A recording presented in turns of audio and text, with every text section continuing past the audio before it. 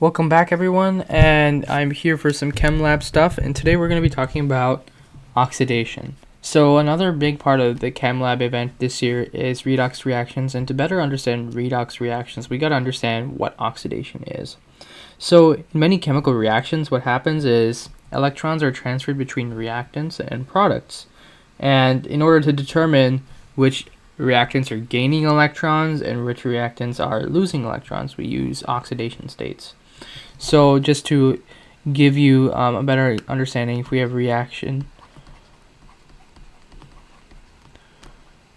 so if we have reactants and then we have products,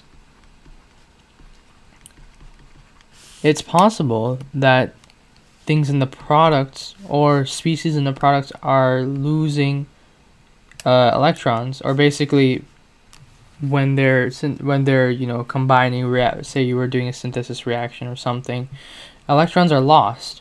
Or it's also possible that the addition of electrons to the reactants would create something of the products. And so here we go with some of the rules of determining oxidation states. So any neutral atoms that are not bonded to any other element has an oxidation state of 0. So neutral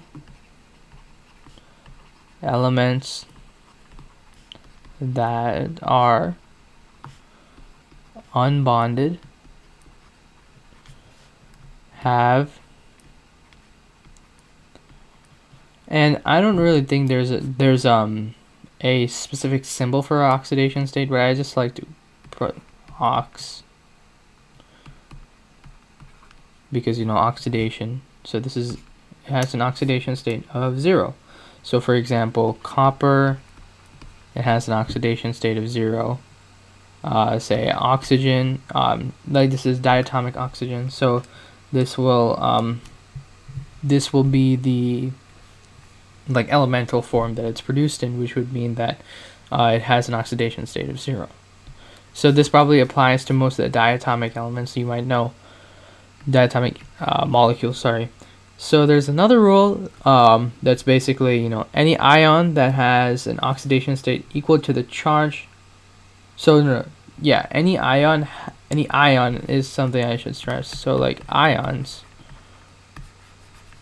so their oxidation state is specifically their charge. Ox is equal to charge. So say I had Zn2 plus and it was in an aqueous solution. So the oxidation state for this would just be 2 plus. Say I had like FeCl3,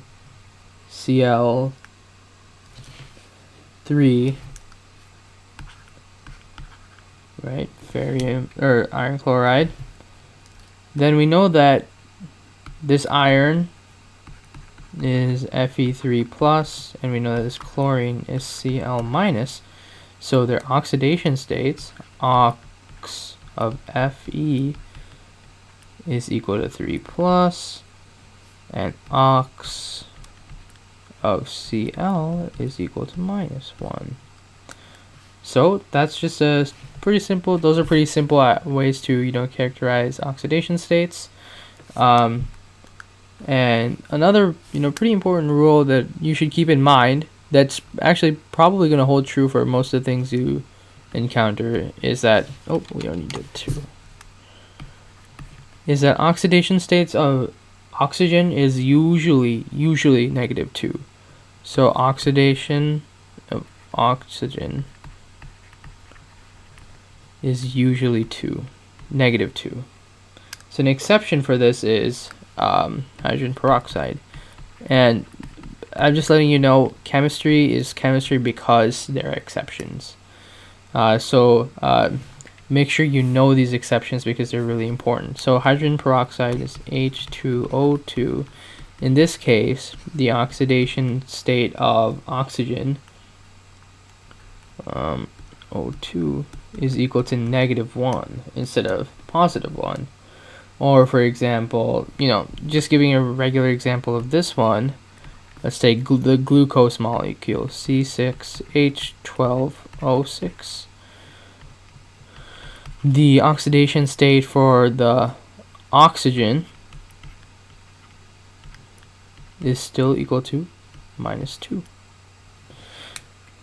Okay, and also known, there are quite a few things I'm going to be writing here, so make sure you're taking notes. This is kind of something that you're probably just going to have to, practice till you have this retention. Is that when you're bonded to a nonmetal, so ox of hydrogen is equal to 1 when bonded to a nonmetal. So nonmetals, you should know, are morally on the right side of the periodic table. Like nitrogen, oxygen, fluorine, like most of that stuff on that side is nonmetal. So say it was CH4. CH4 is a good example of hydrogen bonding with a nonmetal. This is a methane molecule, and in this case, the oxidation state for this is +1.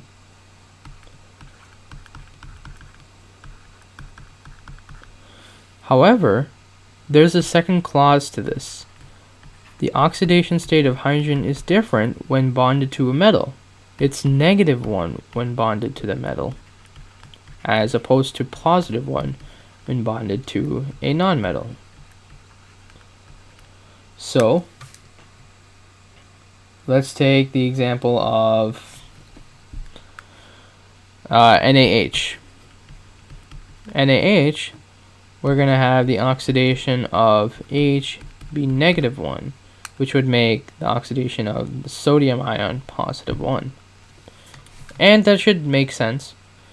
So I'm just going to erase my board and I'll be back. Okay, and I'm back. So we left off with saying that the oxidation state of hydrogen is dependent on what it's bonded to, whether it's a metal or a nonmetal. If it's bonding to a nonmetal, the oxidation state of hydrogen is +1. If it's bonding to a metal instead of a nonmetal, the oxidation state will be -1. So the next, property of oxidation states or rules is that if there's no oxygen present,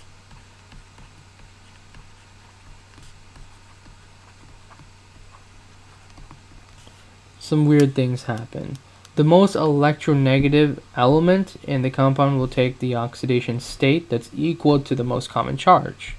And this might be a lot to parse out, but essentially it means that the element with the highest electronegativity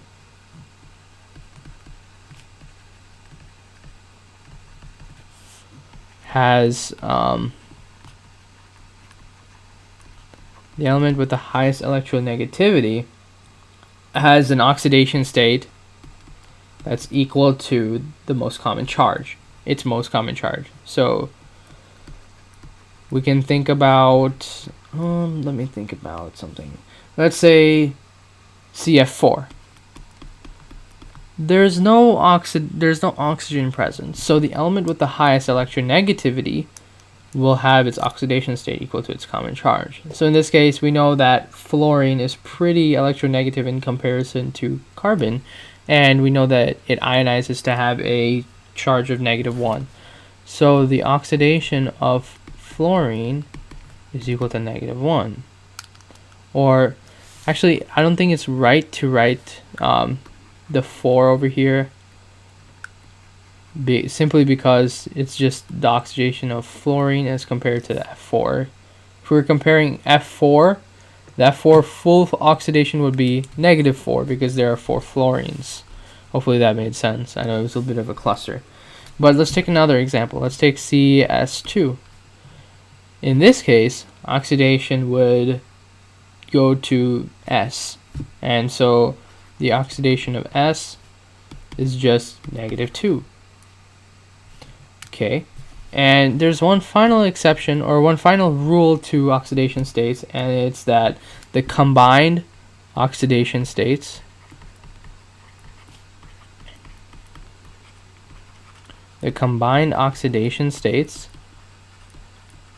of the individual of a, let's take a neutral compound.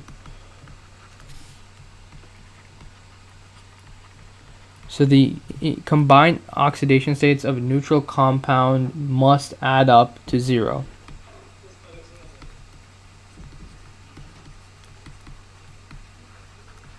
So when I mean combined oxidation states, each of the elements will have its own oxidation state, and so if you're adding all of them up together, they should have, you know, a 0 if we're looking at a neutral molecule.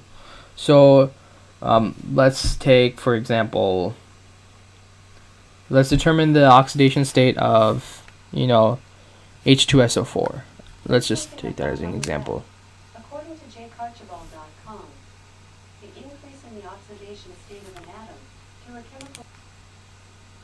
Okay, I don't know what just happened there. My Alexa kind of like went weird. But anyways, what I was saying is we're going to consider sulfuric acid to be our example, H2SO4. So H2SO4 is obviously how it's written here. It's a neutral molecule. If it was not a neutral molecule, you would see, you know, a charge of either a plus or a minus. It depends on, obviously, this specific thing can't form that plus or minus, but other molecules might be able to form that. So be aware that this entire molecule could also have a charge on it. But for right now, since there's nothing, you can assume that there's 0. So we're going to break it up into a few parts. We're going to have H2. We're going to have the S. And then we're going to have the O4. If I can just get a good color. So let's talk about the S first, or the H2 first. We know that each of the H, say if we want to determine the oxidation states, we already know using some of these formulas or some of these rules that we know that H is going to be, it's going to have a +1 charge. Why? Because it's bonded to a nonmetal. It's a polyatomic ion, but it's a nonmetal of sulfate, or SO4, whatever that might be, SO4 2-. So we know that the oxidation of 1H is equal to +1, which would mean that H2 has, you know, it has 2 H's, so it would be 2 times +1, which is equal to +2. So this is one thing we want to keep in track. We know that. And what's the other thing we know? Oxygen. Oxygen is something, you know, you should 100% always go to first. So the oxidation of the O is, as we said, it's equal to -2, right? So if we have 4 oxygens present, we know that we're going to do O4, and it's going to have 4 -2 oxidation states, which means it's going to have altogether -8. Then we don't really know about the sulfur. We don't know anything about the sulfur, right? We can't really say anything about that. But what we can say is that the combined oxidation of H2 plus the combined oxidation of S plus the combined oxidation of O4 is equal to 0, right? So, and we know that H2 we determined is +2, so 2 plus, we're still going to have S here because that's our unknown that we're essentially going to solve for, and then we have a -8, and it's equal to 0.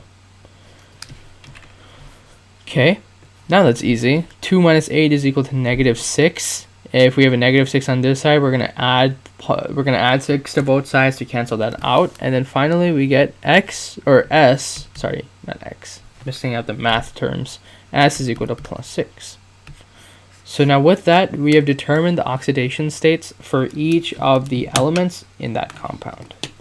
So that was just an introduction to oxidation states. Obviously, we have to learn about the significance of oxidation. We'll learn about the acronym LEO-GR, where when you're losing electrons, you're being oxidized. If you're gaining electrons, you're being reduced. What exactly that means, how we can translate that to some electrochemical contexts.